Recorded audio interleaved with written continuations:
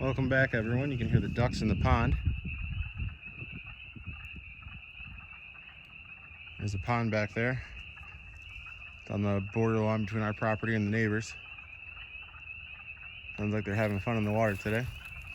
I've got a little woodyard update today. This is my measuring device that I use. I pretty much just take a log, I stick it in the center here, and this distance between here and here is exactly 16 inches. And I make the cut, and it's good to go. So more or less as an example, take a piece of wood, put it all the way in, let it touch this top. We'll make our cut right here, as you can see. And then we have a 16-inch piece of wood every single time. Here's an example.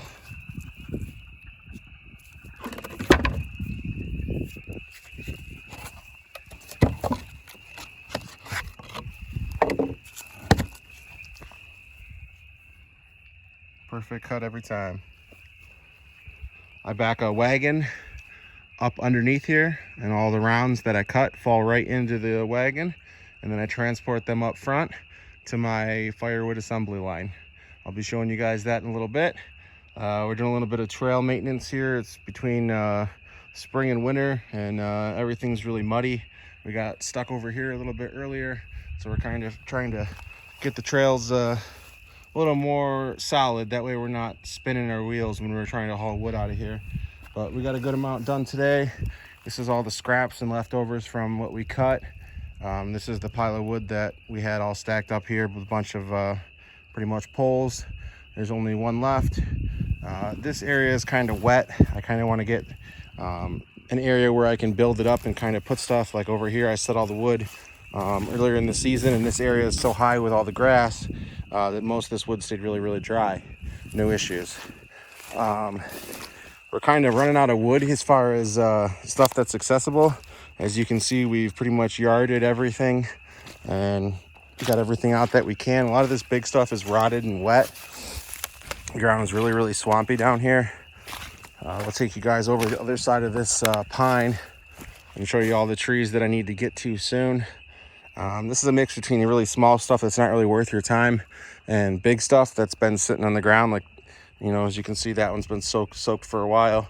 It's got to obviously dry out, but we're not really looking for that wood because that wood's going to dry in season for a while.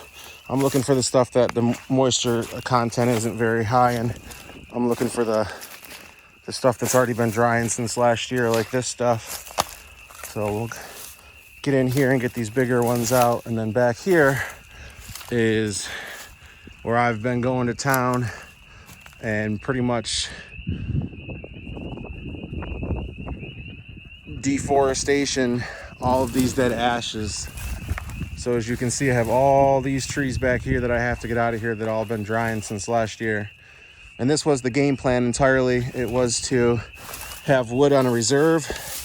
That way, if I needed to, I could get to it.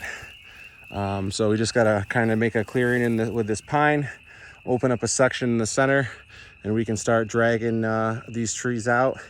These are roughly 2 to 3 inches in diameter, and they're the perfect size trees for me to process by myself with a little lawnmower wagon and a little saws. The bigger stuff we'll be busting out the bigger saws for, and we'll be having some fun with that. I do want to find some bigger trees and drop some bigger ones down now that we got that 395. But this kind of gives you an idea of what I've been working on and how much wood is actually back here.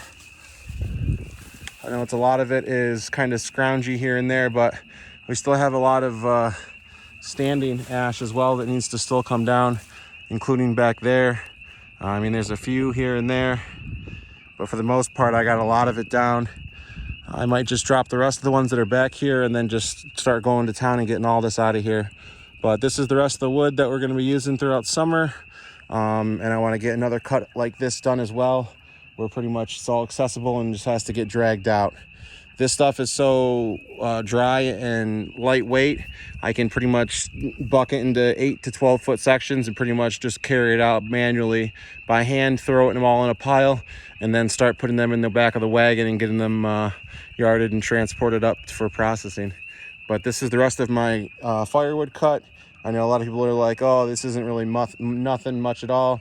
I like to call this micro logging. I'm not really, you know, I don't have big machines. I don't have a tractor.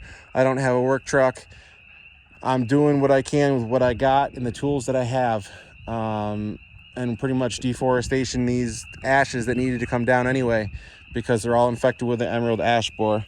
As you can see, this tree here, this one broke off clean. This wasn't even cut. It's all just rotted and decayed. As well as these other ones over here, the ones that I haven't cut down have pretty much fallen down by themselves or have gotten blown down because they're so rotted. You can see a lot of stumps are just ripped right off, and there's hardly not even any marks on them. Like they're just, yeah, a lot of the small diameter ones pretty much just got blown over.